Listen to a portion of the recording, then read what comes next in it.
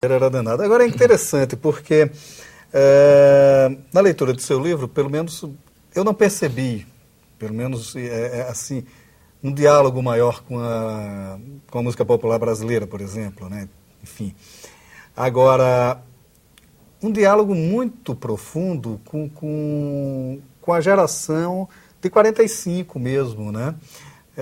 Do próprio Ledo Ivo, que a gente falava um pouco sobre ele agora, menos, mas assim, do Cabral, alguma coisa, não aquela secura do Cabral, aquela coisa cerebral do Cabral, né?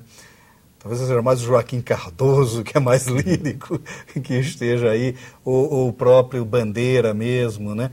O Drummond, né? Ecos muito fortes de Drummond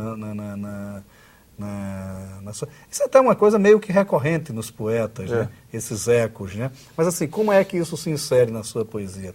É muito difícil se escapar sem a influência de João Cabral de Melo Neto, Bandeira, Drummond, Cecília Meirelles, né? Porque isso tudo se aprende na escola e são as primeiras informações que nós vamos recebendo. Eu acho, assim, o João Cabral de Melo Neto, um poeta, uma referência hoje absoluta, e um poeta genial, de fato, eu falei em arquitetura do poema, naquela engenharia do poema, né, que ele fazia, eu gosto muito. Não sei se eu poderia, se eu pensaria ou se eu ousaria falar em influência, não sei, até ofenderia os possíveis influidores, mas eu estou lendo sempre poesia. E não só esses poetas de 45, que realmente, né, são valores, são referências que existem, mas eu gosto muito também da poesia portuguesa. A poesia portuguesa me interessa muito, me interessa sempre. E que, curiosamente, a meu ver, toma rumos diferentes da poesia brasileira por todo o tempo. Quer dizer, o concretismo talvez não tenha influenciado a poesia brasileira, a poesia portuguesa, desculpe, como influenciou a poesia brasileira. E existem grandes autores portugueses que são também, não diria influências, mas são referências importantes para mim. O Gastão Cruz, que é um poeta da geração de 60, né? A Fiamma Rassi, Paz Brandão, são Eugênio de Andrade, Sofia de Mello Breiner, Andressen, são dicções que me interessam e às quais eu me reporto com frequência. É engraçado, porque isso aí é o que poderia ser chamado o segundo modernismo português, né? Essa geração dos anos 60, quer dizer, que começa a publicar nos anos 60, né?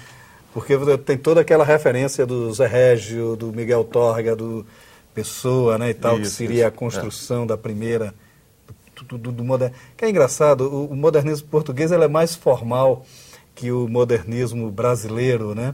O brasileiro, a partir da antropofagia, ele torna-se meio que anárquico. E o modernismo português, ele torna-se formal e acaba influenciando essa geração de 60 portuguesa, né? Quer dizer, então a recorrência a esses poetas é também um eco dentro de sua poesia.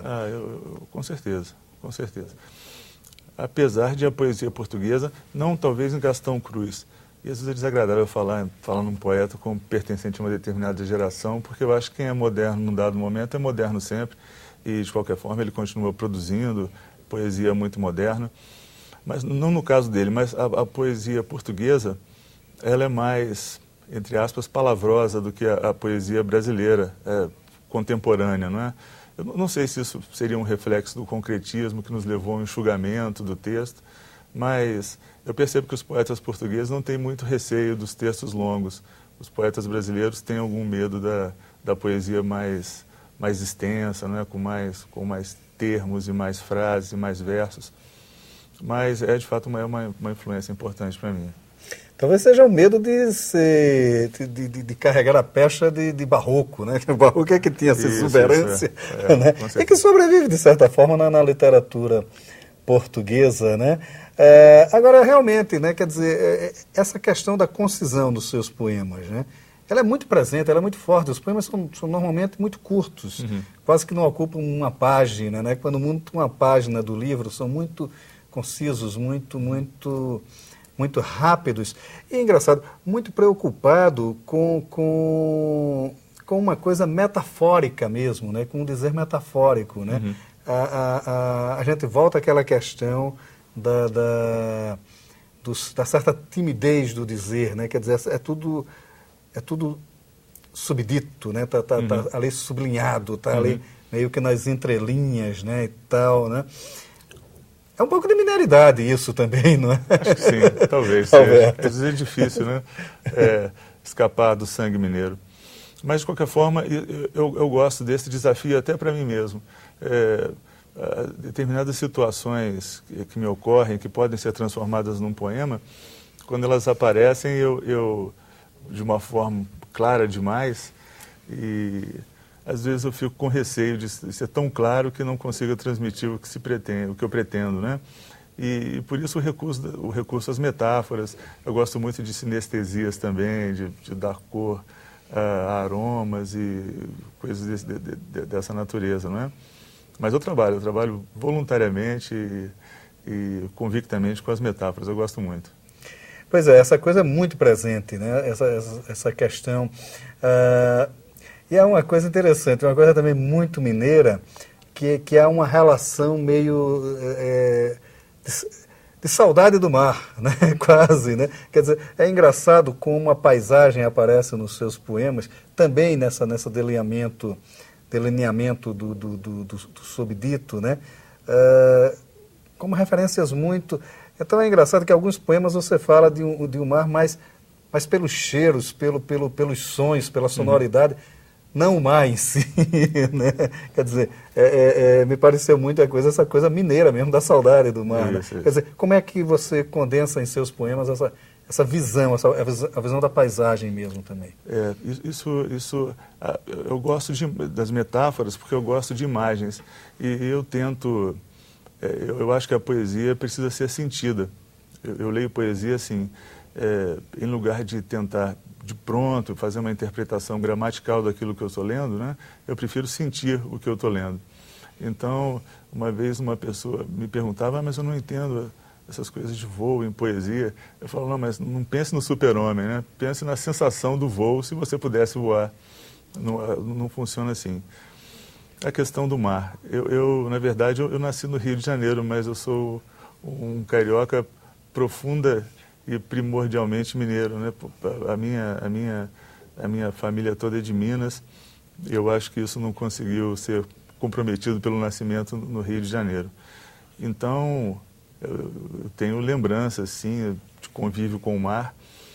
E enquanto você falava, eu me lembrei aqui quando era criança, eu gostava muito dos títulos dos livros da Cecília Meirelles, não é? Eram títulos sempre muito sugestivos. E eu me lembrei agora do mar absoluto, enquanto você falava, né? Talvez eu tenha essa visão do absoluto, naquilo que no mar é extenso e é profundo e também incontrolável de algum modo.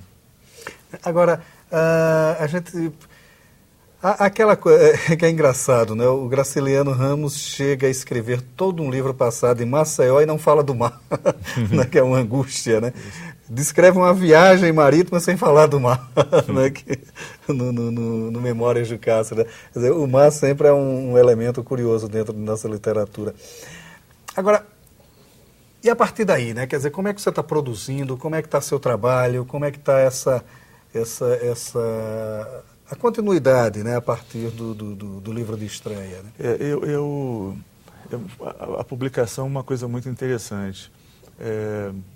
Há pouco tempo eu li um livro da Lionel Shriver chamado O Mundo Pós-Aniversário.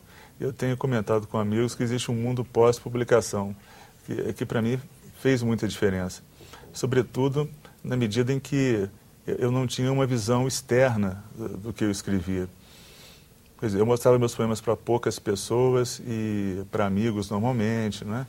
Então, havia aquela opinião contida do amigo que nem sempre se dispõe a opinar com franqueza ou com dureza, né? Ou até com alguma falta de piedade sobre o que está lendo. Quer dizer, a publicação me trouxe essa possibilidade, né, de conhecer de fora para dentro o que eu escrevo. Isso fez alguma diferença.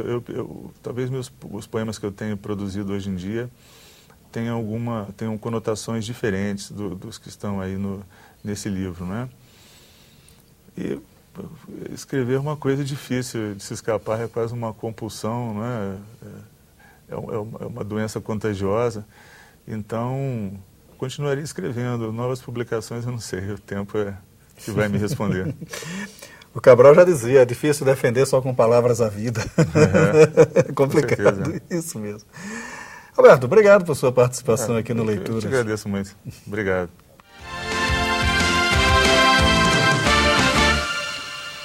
Há 90 anos, um grupo de jovens artistas toma conta do Teatro Municipal de São Paulo e realiza durante 3 dias a Semana de Arte Moderna, uma revolução que o tempo fez crescer em mito e lenda. O que de fato houve de renovador nesse movimento? Com a efeméride, todos os debates se reacenderam e as guerras se tornaram inevitáveis. Com olhar jornalístico e paciência de pesquisador meticuloso, Marcos Augusto Gonçalves encara a fera no ensaio 1922, A Semana que Não Terminou, lançado pela Companhia das Letras. No texto, mais do que a semana em si, o autor revela seus personagens no antes e no depois da façanha.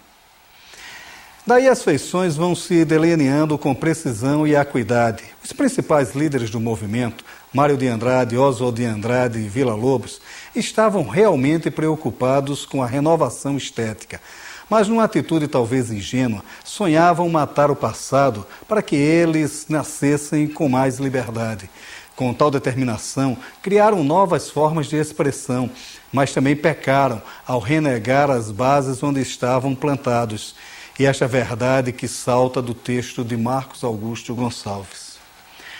Outra grande efeméride deste ano, o centenário de Jorge Amado, o escritor que cantou a gente miúda, as casas e os ambientes degradados, as injustiças sociais, sempre quis e foi um contador de história, ou um fabulador, como designa Eduardo Portela, nos breves ensaios reunidos no livro Jorge Amado, A Sabedoria da Fábula, lançado pela Tempo Brasileiro. São textos esparsos de várias épocas, mas que guardam um olhar sincero e uma leitura honesta daquele grande escritor. Jorge, até por não querer nada além do que narrar a vida do povo, foi sempre olhado com certo desprezo pela elite pensante.